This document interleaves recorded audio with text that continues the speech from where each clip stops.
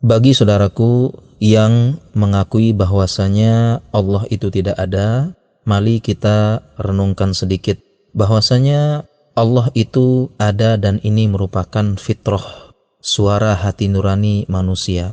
Saya gambarkan ada seseorang yang pernah bercerita kepada saya, ada kejadian dia pernah menaiki sebuah pesawat dan di sebelah kirinya beragama Nasrani dan yang duduk di sebelah kanannya ateis.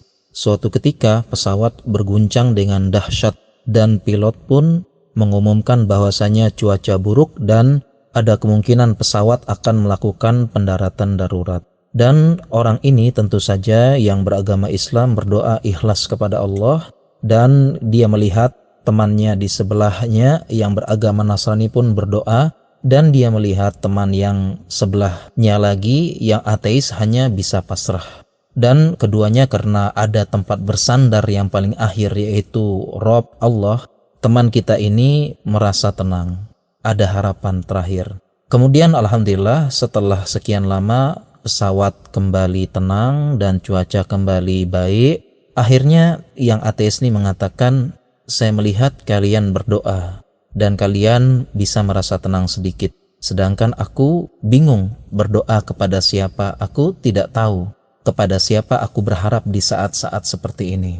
Nah, renungkanlah kisah ini bahwasanya fitrah kita manusia, kita butuh kepada Rob, penguasa semesta alam, yang dimana ada saat-saat tertentu manusia tidak kuasa, manusia tidak bisa saling mengandalkan, dan kita perlu yang maha kuasa.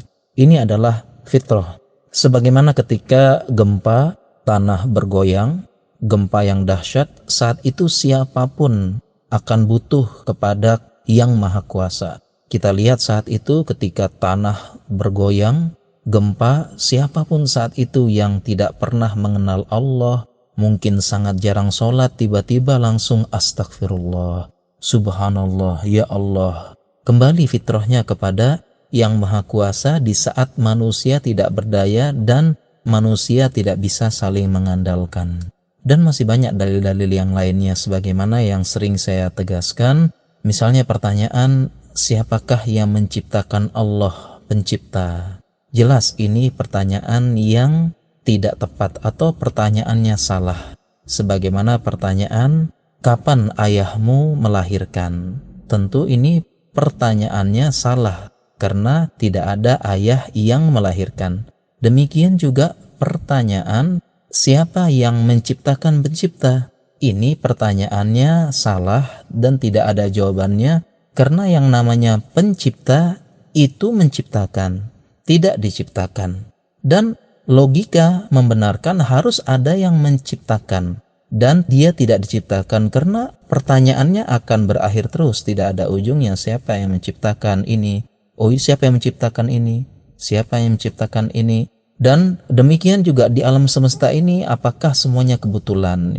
Ini dalil dari orang-orang yang tidak percaya Tuhan, semuanya serba kebetulan. Kebetulan manusia begini, kebetulan matanya begini, kebetulan begini, kebetulan di bumi. Ini semua adalah tidak benar. Dan tentunya kita kembali ke fitrah kita, fitratullahillati fataran nasa 'alaiha. Fitrah yang telah Allah fitrahkan kepada manusia. Dan masih banyak dalil-dalil yang lain tanda kebesaran Allah di muka bumi ini. Semoga kita bisa membahas di lain kesempatan. Semoga bermanfaat.